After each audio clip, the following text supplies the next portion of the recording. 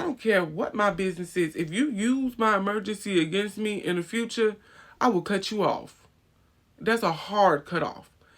Right now, I'm breaking the generational curse in my family of not having boundaries. And not having boundaries is so difficult within a family unit because when you don't have boundaries, anything is able to go. People will call you in the middle of the night. They will call you with their problems. They will do anything and everything that makes them feel good because you don't have enough boundaries to protect yourself. So now that I am in a position where I'm an adult, I'm breaking these generational curses because you cannot call me and tell me all your problems and see if and not even check to see if I have capacity for it or see if I am in a position. Because sometimes people will call with their problems and you going through way worse. And at first, I used to be like, oh, well, they needed to talk, and I didn't reach out to anybody, so I'm not going to talk about my problems. Now, if people get on the phone, I just got to tell you what happened. Let me tell you right now. I'm not about to listen to this. And it's not because I don't care. It's because I care about me. Having boundaries is self-love. Having boundaries is how you protect yourself. So if you don't have any boundaries, what'll happen is people will keep on coming to you and they will burden you with their problems. They will push you to your limits. And when you actually do say anything about it, what they'll say is, I thought that we was okay. I didn't understand. I didn't know. And the thing is, you can't really blame them. If you didn't set up any boundaries for yourself and you didn't set up any boundaries for the people around you, how do you expect for them to actually treat you the way that you want to be treated? That's why boundaries are so important. I have seen multiple times people will call and change the whole mood in the house based off of a phone call because instead of dealing with their own issues, instead of being able to say, okay, how can I get through this? They'll call up one of my family members and they'll dump all the problems on them. And now they feel happy because somebody listened to them and they feel validated. But now the family member that they talked to is a little bit heavier. They have a little bit more things to think about because all of these emotional things that just got dropped onto them, they still have them. They didn't release it to anybody. Boundaries is set up for you and for the family. So if you're breaking generational curses, of course that's difficult. But specifically, if you're breaking the generational curse of having no boundaries, remember that it is self-love. That's number one. In order to love yourself and tell other people how you need to be loved, you have to have boundaries. You have to have um, you have to be able to guide people as to how to love and treat you.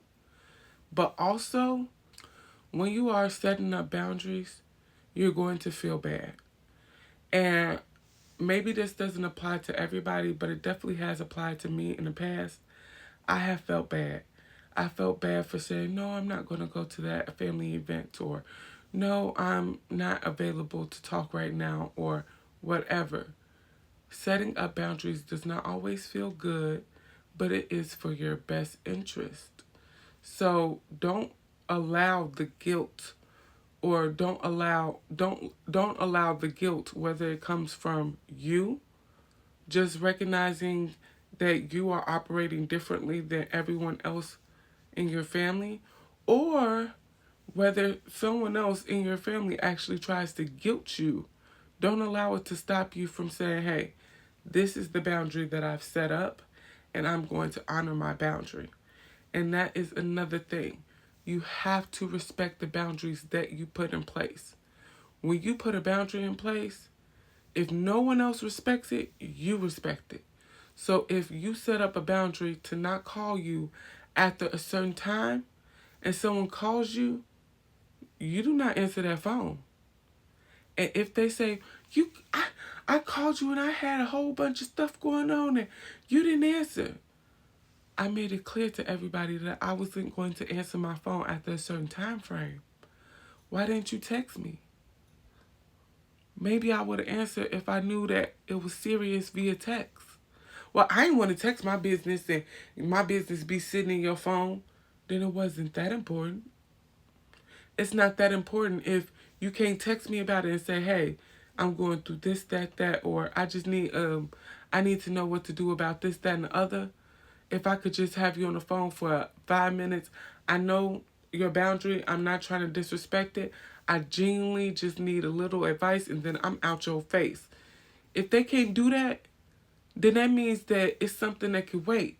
Because if I got an emergency, I don't care what my business is. If you use my emergency against me in the future, I will cut you off. That's a hard cutoff. So I don't care about my business sitting in your phone because that's a boundary for me. If I text you something and my text becomes public or even family knowledge without my consent, you're cut off. So you could try it if you want to. I guarantee you, you'll miss me way more than I miss you. Especially, I'm neurodivergent, baby. Once I forget about you, unless I'm reminded, you are gone. So I'm telling you, if they can't respect the boundaries, you can't sit up there and have them in your life. Sometimes you have to remind people about your boundaries. And that might not necessarily be because they're disrespecting it. They might genuinely forget. If somebody is used to you picking up the phone every time they call, and now you have this boundary of after 8 p.m. I don't answer my phone, they might still call you at 9 and expect you to answer because for decades you have been answering their phone. But when you text them and say, hey, remember, I don't answer my phone after 8 p.m. I'll call you tomorrow. If they say, girl, it's not that deep. Oh, you could answer this one time. Now we have an issue. Because see, you genuinely forgetting that I set a boundary is different than you intentionally disrespecting it. Now we have an issue. And that has to be addressed. It doesn't have to be addressed in a moment. You could wait till the next day and say, hey, I have this boundary. If you do not respect it, then you do not respect me. And if you do not respect me, you will not be in my life. And yes, it sounds like I'm being real harsh about something as simple as answering your phone after a certain time frame. But it really is that deep. Because if you set up boundaries, people need to respect your boundaries. When people do not respect your boundaries, they do not respect you. And if you do not have any boundaries, you do not respect yourself. If you are constantly feeling used, you are constantly feeling disrespected, you are constantly feeling like you're not being heard, what will happen is you will push away the people who make you feel like that. But if you didn't communicate the boundaries that they keep disrespecting, then it's not on them. It's on you to tell people, this is what I do like, this is what I don't like. Everybody is different. Nobody is able to know exactly how to love you unless you teach them. But once you have told them, they need to respect it. Do not, I'm telling you again, do not feel guilty for setting your boundaries because boundaries are how people are able to be in each other's lives for a long time.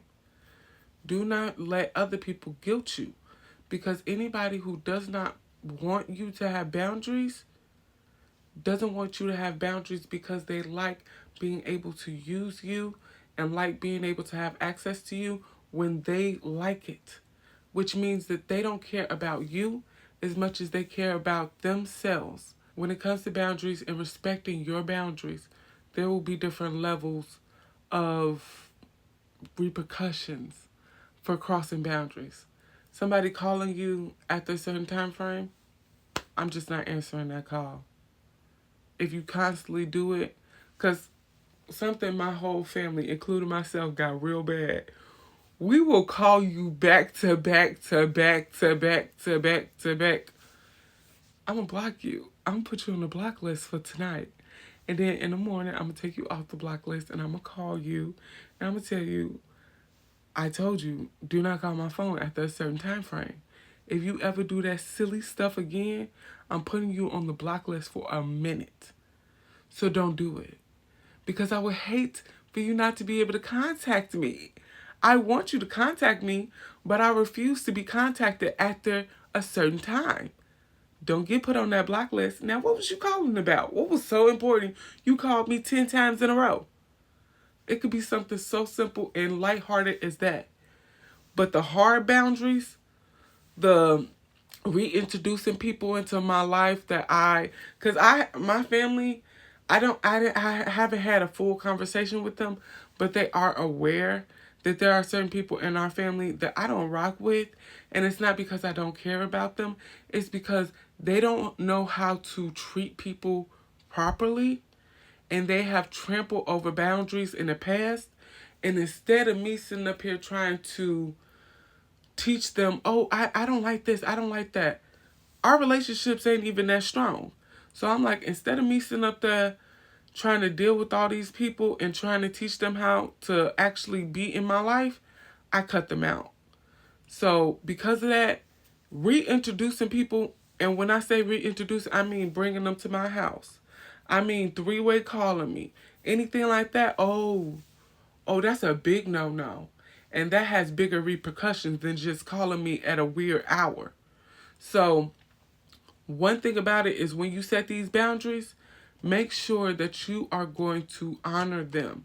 And it doesn't have to mean, oh, I'm cutting you off. As soon as you mess a boundary up, I'm cutting you off. No. Have the conversations. Do what you feel like is best in that moment. But understand that every time you don't respect your boundaries, you're making it easier for somebody else not to either. You have to be able to say, look, as much as I want to answer this call because I just want to talk to them, I've set up this boundary. I have to honor my boundary. If I don't honor it, I can't expect anybody else to. As much as I would love to be around so-and-so, I understand that me and so-and-so do not mix well together. I understand that me and so-and-so always argue. It's always problems. And for them bringing so-and-so to my house, I'm going to have to talk to them. We're going to have a conversation. It might not be comfortable. You might not want to do it, but it has to be done because your boundaries are important. They are a part of your self-love, and they are a part of how to love you. So if you disrespect your boundaries or someone else does, that has to be a conversation.